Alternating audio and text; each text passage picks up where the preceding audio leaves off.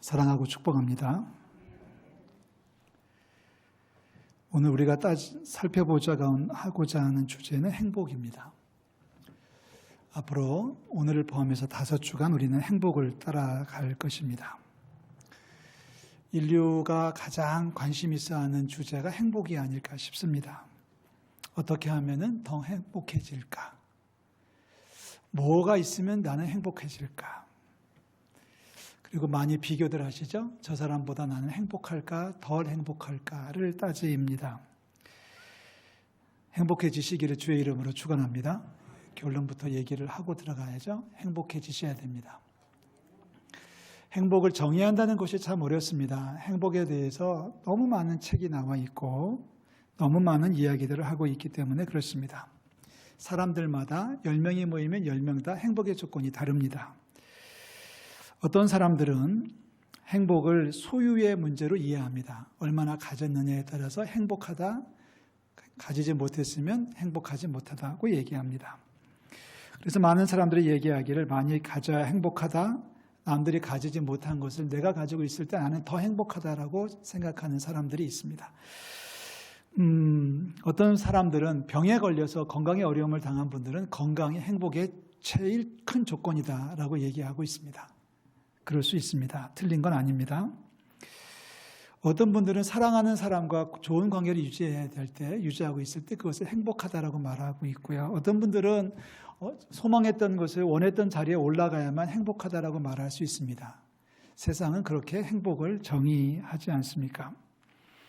문자적으로, 사전적으로 행복이라고 하는 뜻은 일상생활에서 기쁨과 만족감을 느껴 흐뭇한 상태를 이야기합니다.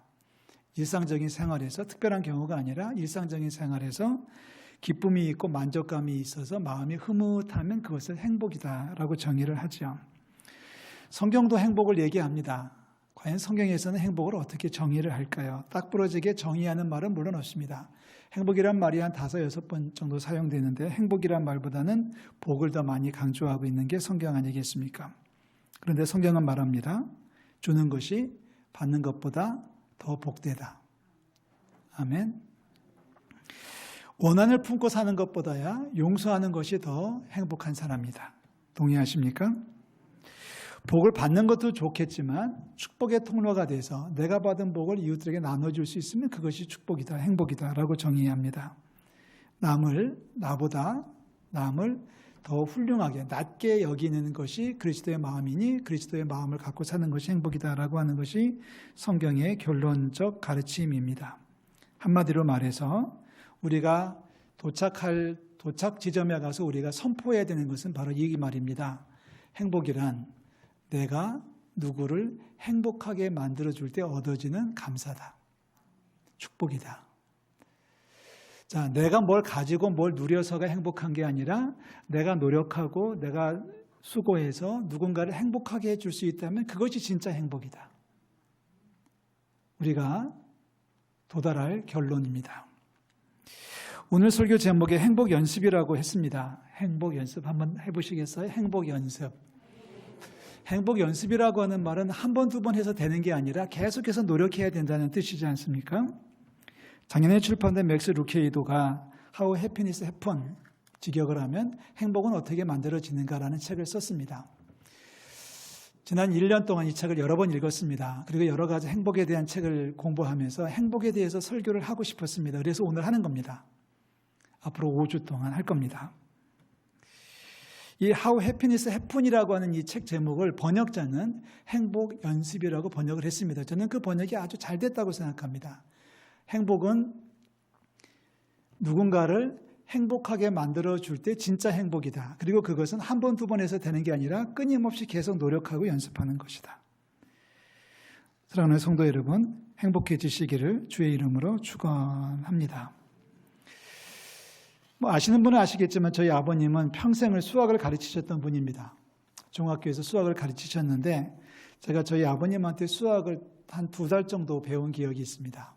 중학교를 졸업하고 고등학교 입학할 때 방학 시간에 집에 가면 저희 아버님이 이상한 문제 하나를 내주시고서 그 문제를 풀라고 했는데 그 문제를 푸는데 아무리 빨리 풀어도 1시간 안에 풀 수 없는 문제들을 내놓고서 저한테 수학을 가르쳐 주셨습니다. 그러면서 저한테 하셨던 말씀이 명언같이 기억 남는 것이 뭐냐면, 학생은 문제를 풀어서 정답을 제출할 때 희열을 느껴야 된다. 그렇지 않습니까? 학생은 언제 행복하냐? 학생은 좋은 점수를 받을 때가 행복하다. 동의하시나요? 표정들은 수학을 정말 싫어하시는 분들의 표정입니다. 생각하기도 싫은가 봐요. 저도 마찬가지 수학은 싫어합니다. 근데 어떡합니까? 저희 아버님이 그렇게 사셨으니 저도 그렇게 당할 수밖에 없었죠. 저희 아버님 말씀이에요. 학생은 문제를 풀어낼 때 희열을 느낄 수 있어야지 이게 진짜 학생이다. 그래서 제가 아버님한테 물었지 않습니까? 아버님, 그렇다면 아빠, 선생님은 언제 행복해요? 라고 물었더니 저희 아버님 하시는 말씀이 이렇게 대답을 하시더라고요. 선생은 학생이 성적이 좋으면 그때 선생은 행복해지는 거야. 자, 그 말을 조금 각도를 바꾸면 부모는 자녀가 행복할 때 부모도 행복해지는 거죠. 어느 부모가 먹을 거 있다고 자기 배만 잔뜩 불려놓고 애한테는 꿈쫄쫄 굶기는 부모가 있으면 감옥 가야 되겠죠. 나는 됐다 그러면서 나는 충분해 라고 말하면서 자식들 옷을 사주고 자식들한테 좋은 것을 먹이려고 할 때, 그리고 자식들이 좋은 옷을 입고 좋아할 때, 그리고 자식들이 배불리 먹고 행복해할 때 부모도 덩달아 행복해지는 것이 정말 부모 아니겠습니까? 우리가 그걸 동의한다면 성경의 가르침을 우리가 받아들일 수밖에 없습니다. 행복이란 내 말이나 뭔가 행동을 통해서 누군가를 행복하게 만들 때 느껴지는 최고의 감정이다. 오늘 현충일입니다. 이 나라를 위해 헌신하고 희생했던 분들을 기리는 날인데요. 그분들도 마찬가지예요. 자손들에게 행복을 넘겨주기 위해서, 후손들에게 더 좋은 나라를 물려주기 위해서 당신의 생명을 바쳐서 헌신했던 사람들 우리는 순국 선열이라고 부릅니다. 그분들은 비록 생명을 잃었지만 그분들의 수고와 헌신과 희생을 통해서 우리 후손들이 좋은 나라를 물려받을 수 있었다면, 그래서 우리가 행복하다면 그분들도 하늘에서 웃고 계실 거 아니겠습니까? 그래서 우리는 그분들을 사랑하고 존경하고 추앙하는 거예요. 오늘 성경 말씀을 보십시오. 데살로니가전에 보낸 사도 바울의 편지에서 바울은 이렇게 얘기합니다. 14절 말씀입니다. 세 번역으로 화면에 올려놨는데요. 화면 보시고 다 같이 읽어봅니다. 형제자매 여러분, 여러분에게 권고합니다. 무질서하게 사는 사람을 훈계하고 마음이 약한 사람을 격려하고 힘이 없는 사람을 도와주고 모든 사람에게 오래 참으십시오. 누군가를 행복하게 만드는 방법을 소개를 하고 있어요. 자기 마음대로 살아가는 사람이 있다면 그들을 훈계하십시오.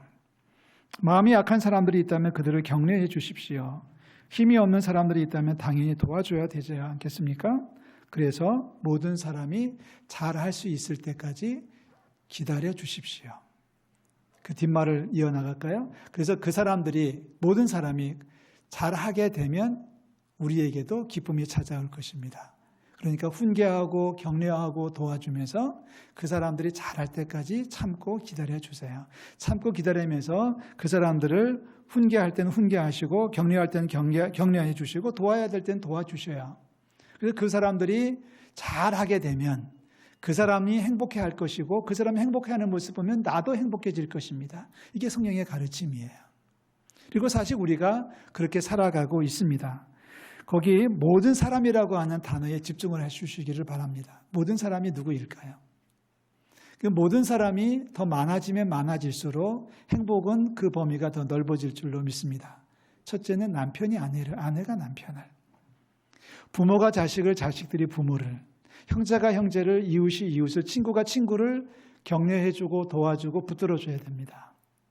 아마 제가 볼 때는 저희 교회 성도님들은 부모로서 자식들한테는 어느 정도는 잘 하시는 것 같아요. 또 자식으로서 부모들한테 잘 하시는 것 같아요. 가정에서는 잘 하시는데 그 범위를, 모든 사람의 범위를 넓혀 나가면 넓혀질수록 행복의 크기는 더 크게 다가오게 될 줄로 믿습니다. 우리들은 부족하다고 느낍니다. 특히 동양 사람, 한국 사람들은 살아가면서 부족하다는 말을 참 많이 하고 그것이 미덕이라고 얘기를 하지 않습니까? 저는 부족해요. 그렇게 말하죠. 살다 보니까 부족한 게 참 많습니다. 저도 개인적으로 부족한 게 참 많아요. 그게 부러울 때가 좀 있어요. 저보다 키 큰 사람을 보면 나도 좀 더 키가 컸으면. 그리고 잘생긴 사람을 보면은 나도 저렇게 잘생겨 봤으면. 물론 그런 사람 만나기가 쉽지는 않습니다만은 잘생긴 사람 만나면 잘생겨 봤으면 하고 생각날 때가 있어요. 뭔 말인지 몰라서 멍하게 계신 분들은 잠에서 깨어나셔야 됩니다. 또 어떤 분들은 더 나아가서 이상하게 부족함을 느끼죠. 우리 남편도 저렇게 잘생겼으면, 우리 남편도 저렇게 돈을 많이 벌어왔으면, 우리 아내도 저렇게 이뻤으면. 이게 참 우리를 힘들게 하는 거 아닙니까? 코도 그렇고 눈도 그렇고 건강도 그렇고 아는 것도 없고 가진 것도 없고 이 모든 것이 다 부족하다 보니까 아쉽다 보니까 결국 빠지는 것은 뭐냐면 좌절감에 빠질 수밖에 없어요. 난 도대체 뭐야? 나는 도대체 할 줄 아는 게 아무것도 없잖아. 내가 지금까지 해온 게 뭐야? 하면서 좌절감, 낙심하게 되게 마련입니다. 그래서 필요합니다. 격려가 필요합니다. 우리 옆에 그런 좌절감이나 낙심감에 빠져 있는 사람들을 우리가 격려해야 될 이유가 바로 여기에 있습니다. 사람들은 누구나 참 잘했어요라는 말을 들어야 될 필요가 있습니다. 참 잘했어요라는 말을 들어야 됩니다. 나이가 많거나 나이가 어리거나 남자거나 여자이거나 잘했어요라는 말을 들으면 행복해집니다. 여러분 옆에 있는 분들에게 좀 한번 축복해 주 인사 한번 하실래요? 참 잘 오셨어요.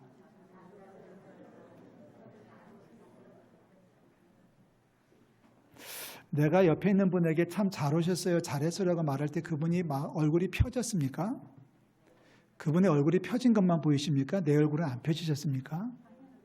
그분이 행복해질 때 나도 행복해지는 거란 말이에요. 목사도 인간이기 때문에 종종 참 잘했어라는 말을 듣고 싶을 때가 있어요. 근데 목사한테는 여러분 참 조심해서 하셔야 됩니다. 성도가 목사한테 오늘 설교 참 잘했어요 그러면 자기가 선생님 되는 거예요. 좀 언어를 좀 바꿀 필요가 있죠. 그죠? 알아서 하십시오. 알아서 하십시오. 참 잘했어요라는 말, 수고했어, 고마워, 애썼네, 정말 힘들었지, 정말 잘했어, 정말 대단해, 훌륭해, 자랑스러워 이런 말을 들어야만 사람은 행복해진단 말이죠. 기분이 좋아집니다. 그렇다면은 따라서 우리는 그 말을 자꾸 해야 된다는 거예요. 그래서 그 사람, 모든 사람, 가족, 친구, 동료, 모든 사람들에게 그러한 말을 함으로써 그 사람을 행복하게 만들어주면 그게 우리에게도 행복이 된다는 얘기입니다. 그 사람이 어떤 형편에 있는지를 잘 살펴보십시오. 어디가 아픈지, 무슨 생각을 하고 있는지. 두 번째, 그 사람이 말을 하면 세심하게 주의 깊게 좀 들으십시오. 딴 생각하지 말고 주의 깊게 들으시면서 그 사람이 말할 때 말도 들어야 되지만 얼굴 표정도 읽어야 되고 속마음까지 읽어낼 수 있어야 됩니다. 세심하게 들어주므로. 세 번째는 내가 무슨 말을 하게 된다면 긍정적인 말을 하셔야 됩니다. 무슨 말을 해요? 오늘의 초점입니다. 주제입니다. 살다 보면 질책하고 싶을 때가 왜 없습니까? 질책해야죠. 야단쳐야죠. 핀잔을 줘야 될 때가 많이 있어요. 특별히 자식들한테는 야단치고 싶을 때가 참 많이 있어요.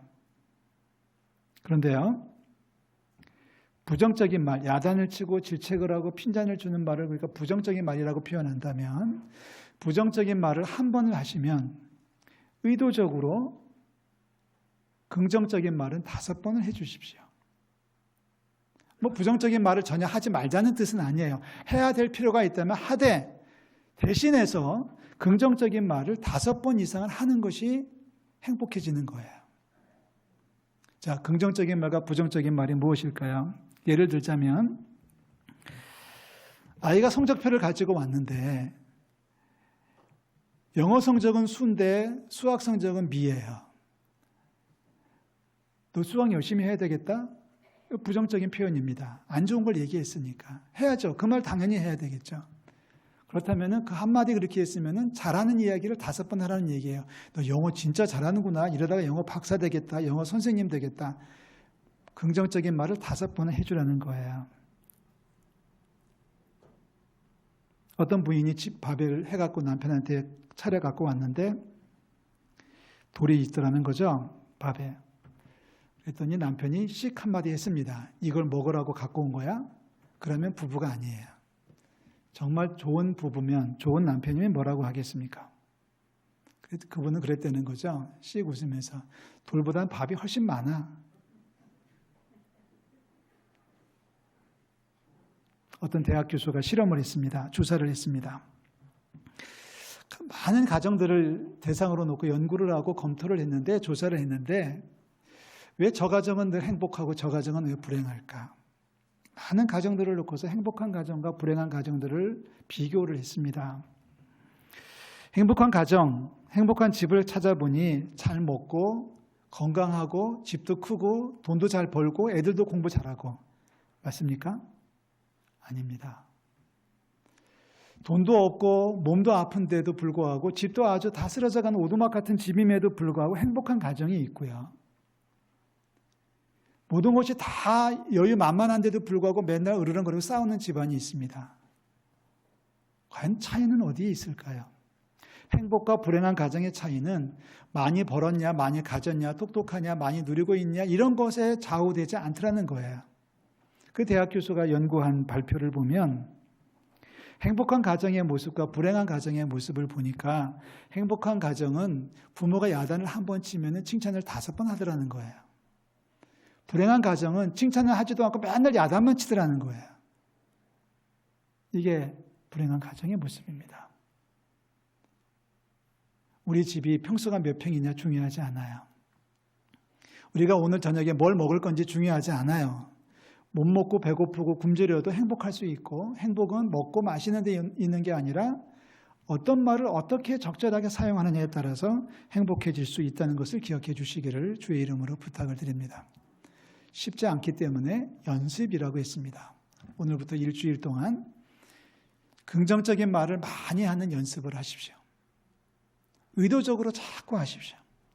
상대방의 불편하고 좋지 못한 부족한 부분을 보려고 눈 부라리지 말고 뭘 칭찬하면 좋을지, 뭐를 격려하면 좋을지, 뭐를 인정하면 좋을지를 자꾸 찾아내고 또 찾아내는 연습을 하셔야 됩니다. 그래서 그 사람을 행복하게 해 주십시오. 여러분 옆에 있는 분을 행복하게 해 주십시오. 여러분 집에 있는 가족들을 행복하게 해 주십시오. 그러면 나도 행복해질 거예요. 성경의 가르침이에요. 예수님 생각해 보시기 바랍니다. 예수님은 우리를 행복하게 하시기 위해서 아예 십자가에 달려 죽기까지 하셨어요. 죄와 허물로 죽을 수밖에 없는 우리들을 살려내시기 위해서, 우리에게 행복을 주시기 위해서, 우리에게 인간적 삶을 허락하시기 위해서 우리 대신 십자가에 달려 죽기까지 하신 분이잖아요. 사실 예수님도 긍정적인 말에 대가하셨습니다. 하루는 제자들을 데리고 빌립보 가이사랴에 올라가시지 않습니까? 그래서 거기서 이제 제자들에게 물어요. 야, 사람들이 나를 뭐라고 하더냐? 그랬더니 베드로가 손을 번쩍 들고 얘기합니다. 아, 주님은 그리스도시요 살아계신 하나님의 아들이십니다. 이렇게 얘기하잖아요. 중간에 제가 빼고 넘어갔습니다. 그랬더니 예수님 마음이 좋으셔가지고 베드로를 축복하십니다. 마태복음 16장 18절에 이렇게 기록해 주고 있어요. 다 같이 읽습니다. 또 내가 내게 이르노니 너는 베드로라. 내가 이 반석 위에 내 교회를 세우리니 음부의 권세가 이기지 못하리라. 아멘. 참 어떻게 이런 말을 하실 수 있었을까요? 원래 베드로의 이름은 베드로가 아니라 시몬이었고 게바였었습니다. 그런데 이 장면에서 예수님은 베드로에게 야, 너 이름 바꿔줄게. 너 별명 하나 내가 지어줄게. 베드로야. 베드로, 반석, 바위란 뜻입니다. 이 말을 듣는 베드로가 얼마나 신이 나고 좋았을까요? 야, 주님께서 나보고 바위래. 주님께서 나보고 반석이래. 주님께서 나보고 든든한 반석이래. 흔들 자가 없을 거래. 교회도 세워주시겠대. 베드로가 아주 신이 나서 얘기하지 않았겠습니까? 좀 더 설명을 해볼까요? 야, 예수님께서 나에게 말씀하시기를 베드로라고 이름 주셨는데 예수님께서 나만 보면 힘이 나신대. 나만 보면 기분이 좋아지신대. 예수님께서 나만 보면 든든하시대. 나만 보면 아주 편안하시대. 반석이래. 그래서 나보고 반석이래. 여러분 이웃들에게, 특별히 자녀들에게 좋은 별명 좀 지어주십시오. 단추구멍이 뭡니까? 자기 배로 놔놓고.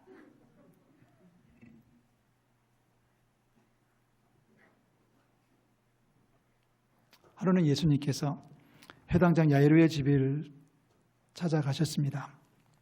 야이로의 딸이 병이 들었잖아요. 지체가 높은 회당의 대표인 우두머리였던 회당장을 나그네 예수님이 따라가니까 사람들이 구경 났다고 다들 몰려들었습니다. 밀고 밀치는 중에, 많은 사람이 밀고 밀치는 중에 거기에 한 여인이 있었어요. 이름은 모르겠지만 12년 동안을 혈루증으로 알아왔던 여인입니다. 이 혈루증이라고 하는 것은 쉬운 말로 하면 부인과 질환입니다. 그 혈루, 유출, 피가 계속 흐르고 있는, 이게 정리가 안 된 거예요. 절제가 안 되는 그런 병에 걸렸는데 그 병을 고치지 못한 채 12년 동안을 살았습니다. 당연히 집에서 쫓겨났겠죠. 당연히 마을에서 쫓겨났겠죠. 당연히 사람들 사이에 들어오지 못하는 외톨박이로 살아갈 수밖에 없는 기구한 운명의 여인이 바로 이 여자입니다. 근데 여자가 예수님을 찾아옵니다. 사람들이 많이 몰려있으니까 그 사이를 헤집고 들어왔습니다. 냄새나요, 더러워요, 추접해요. 근데 결국 이 여자가 예수님에게 접근해서 예수님 옷자락에 손을 대지 않습니까? 예수님께서 길을 가시다가 많은 사람들이 내 몸에 손을 대는 건 아셨지만 갑자기 뭔가 느낌이 다르셨어요. 그래서 예수님께 돌아보시면서 한마디 하십니다. 누구야? 누구야? 내 몸에 손댄 게 누구야? 이 여인이 예수님 앞에 엎드립니다. 울기 시작합니다. 흐느낍니다. 탈로가 났잖아요. 제가 그랬습니다. 제가 이만저만해서 이렇게 됐습니다라고 하면 흐느끼면서 울면서 예수님 앞에서 부들부들 떨고 있습니다. 이제 사람들은 그 여인을 끌어다가 동네 밖으로 끌어다가 돌로 쳐서 죽여도 아무 문제가 없는 상황입니다. 주인이 함부로 여기가 어딘데, 이분이 누구신데, 피 흘리는 여자가 어디 가며 와가지고 예수님의 옷자락에 손을 대 그 자리에서 돌에 쳐서 죽여도 되는 상황입니다. 그런데 예수님 뭐라고 하시나요? 긍정적인 말씀의 대가 아니십니까? 마가복음 5장 34절 말씀입니다. 다 같이 읽을게요. 따라 내 믿음이 너를 구원하였으니 평안히 가라. 내 병에서 놓여 건강할지어다. 저는 이 부분에서 가슴이 뜁니다. 아마도 예수님보다 여자가 나이는 더 많았을 거예요. 그런데 예수님은 그 여인을 향해서 따라라고 부르십니다. 한번 다 같이 불러볼까요? 따라. 아니, 너무 무섭잖아요. 좀 다정스럽게, 좀 온화하게, 좀 부드럽게. 흐느껴서 울고 있고 이제는 모든 것을 다 포기하고 내려놓고 죽을 수밖에 없다고 생각하고 있는 그 여인에게 사람들 옆에서 막 으르렁거리고 돌을 들고 치려고 하는 그 상황 속에서 예수님께서 입을 열어서 하시는 말씀이 정말 부드러운 음성으로 따라. 전 흉내도 못 내겠어요. 따라. 이 한마디에 여인의 운명이 달라지는 거예요. 이 한마디에 여인의 삶이 완전히 180도 달라지는 겁니다. 죽을 수밖에 없고 죽어야 된다고 생각했는데 예수님이 지금 뭐라고 말씀하셔요? 따라. 너 구원받았어. 너 고쳐졌어. 다시는 병에 걸리지 말고 건강해. 예수님께서 아주 다정한 목소리로 안타까운 심정으로 여인에게 축복하시며 하시는 말씀이에요. 다시는 병에 걸리지 말고 건강해야 돼. 따라. 아프지 마. 아프지 마. 여인이 어떤 모습으로 돌아갔을까 여러분 상상이 가시지 않습니까? 이게 긍정적인 언어입니다. 한 사람을 살리는 언어. 그 사람을 불행에서 행복으로 바꿔놓는 언어. 그래서 그 사람이 행복해질 때 나도 같이 행복해지는, 그 사람이 좋아할 때 나도 같이 좋아하는 게 진정한 행복이라고 성경은 가르치고 있어요. 이제 말씀을 마치려고 합니다. 사랑하는 성도 여러분, 행복해지기를 원하십니까? 할렐루야. 한 분도 불행에 빠지지 않기를 주의 이름으로 축원합니다. 행복해지기를 원한다면 행복하게 만드십시오. 그 사람을 행복하도록 만들어 주셔야 돼요. 게으른 자들을 권계하시고요. 마음이 약한 자들을 격려하시고요. 힘이 없는 자들을 붙들어 주시고요. 그 사람이 잘할 수 있을 때까지 기다려 주시고요. 그 사람이 잘했으면은 같이 즐거워하시고요. 이게 진정한 행복이라는 거예요. 질책보다는 칭찬을 하자. 부정적인 언어를 한 번 했으면 긍정적인 언어는 몇 번 한다? 5번 한다. 1대5의 법칙입니다. 이것은 가정에서나 교회에서나 어디에서나 다 해당되는 원리입니다. 누군가의 관계를 회복하고 싶다면 여러분 1대5의 법칙을 따라가십시오. 아니 1대6, 1대7의 법칙을 따라가십시오. 여러분의 직장이 행복해지기를 원하신다면 질책을 한 번 했으면 칭찬을 5번 하십시오. 그러면 직장 생활이 행복해질 거예요. 고번의 갈등으로 고민하시는 분들 계셔요? 며느리가 마음에 안 들어요? 칭찬을 많이 해보십시오. 잘한다고 자꾸 얘기해 보시면 언젠가는 정말 잘할 때가 올 거예요. 1대5의 법칙입니다. 오늘부터 한 주간 동안 행복 연습을 하십시오. 정확히 표현해서 행복하게 만드는 연습을 하십시오. 오늘은 첫 번째 시간으로 긍정적인 말, 격려하는 말만 얘기했습니다. 행복해지시기를 주의 이름으로 축원합니다. 예수님처럼 하자고요. 예수님처럼 살자고요. 기도하겠습니다.